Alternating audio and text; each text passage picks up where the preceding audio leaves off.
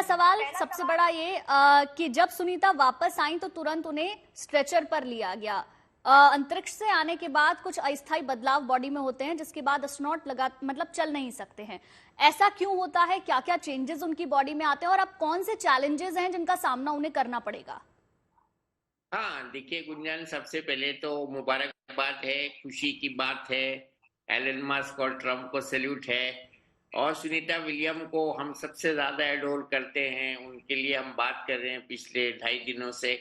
तो जो ग्रेविटी के बाद, जैसे कि अभी हमारे साइंटिस्ट ने बताया, तो ग्रेविटी के बाद you have to acclimatize to the normal environment with gravity. This is number one. तो acclimatization takes time.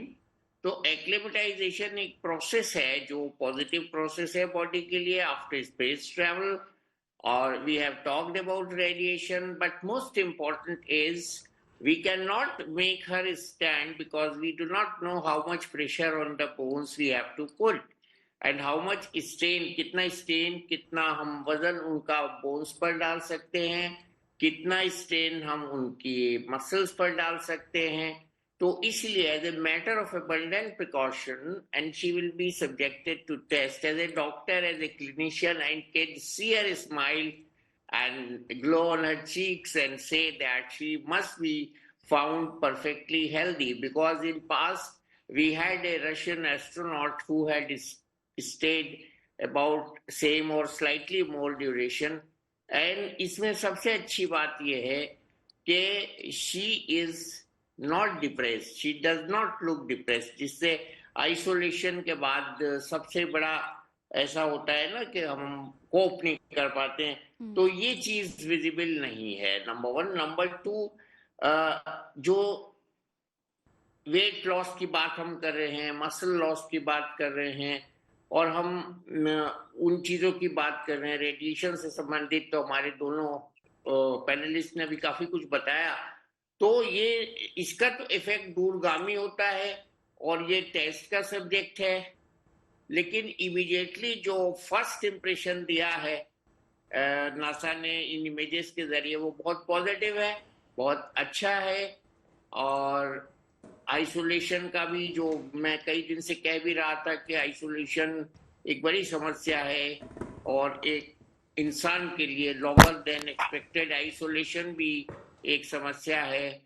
अब बोन मिनरल डेंसिटी तो टेस्ट का विषय है, मसल जो मास है वो टेस्ट का विषय है, मसल फंक्शन भी टेस्ट का विषय है। तो ये सब लेबोरेटरी टेस्ट होंगे, और ये जो हम बात कर रहे थे डस्ट है और इस तरह की चीजें हैं, ये सब तो सब्जेक्टिव चीजें हैं।